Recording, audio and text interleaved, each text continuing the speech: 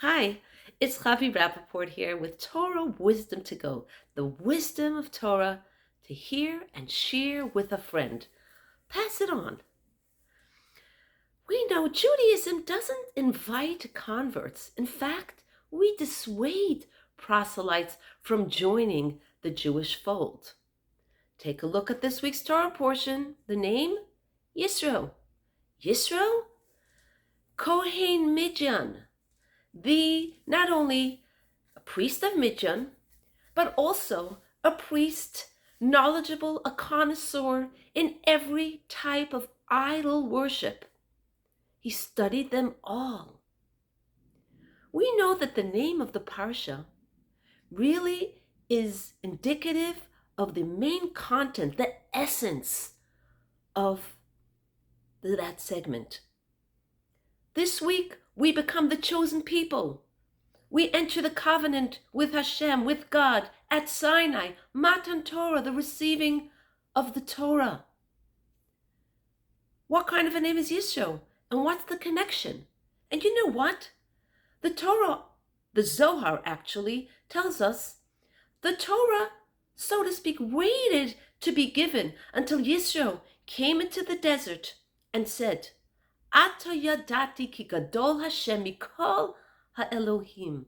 I know now that God is greater than all other gods because, as I said, he studied them all. He was an expert. And when he acknowledged that, the Torah was ready to be given. What's this all about? Well, in truth, the Torah was observed even before Matan Torah. Our forefathers, Avram, Yitzchak, Yaakov, they kept the Torah.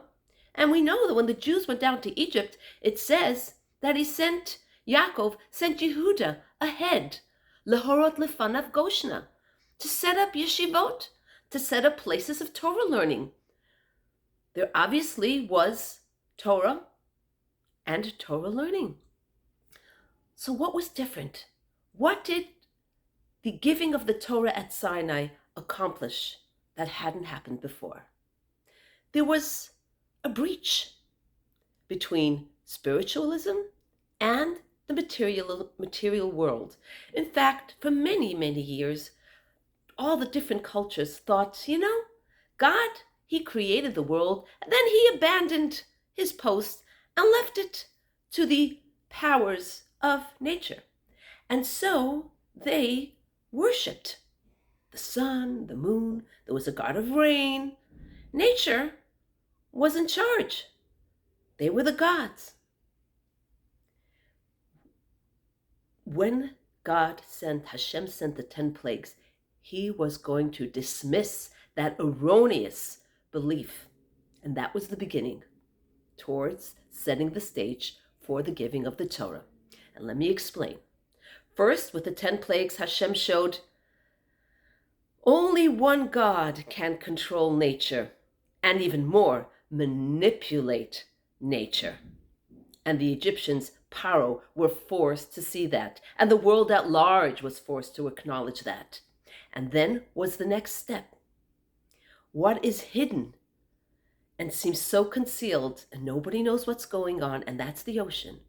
By splitting the sea, Hashem revealed there is a hidden inner dimension, and that too is controlled by Hashem. It was revealed openly with the splitting of the sea.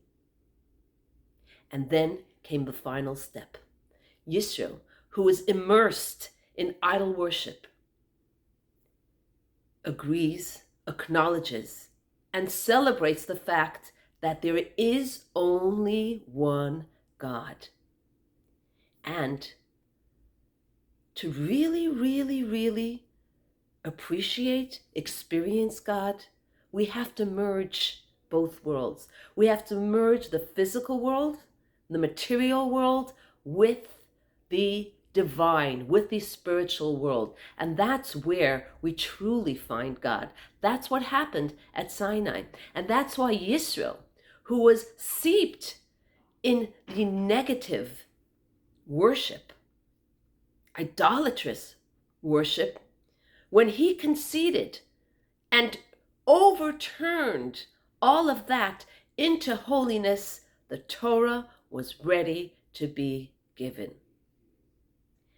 And so our takeaway, in order to really experience the light of Torah, we need to infuse it through every aspect of our life. We can't just say, oh, well, I go to synagogue, I meet God. I go to shul on Yom Kippur, that's when I'm really close to God. To really feel the light of Torah suffuse through our being, we need to incorporate, invite God into every aspect of our life.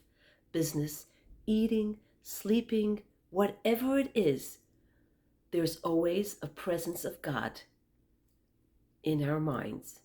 And that's why we say, every day is a new day. The Torah has been given to us anew.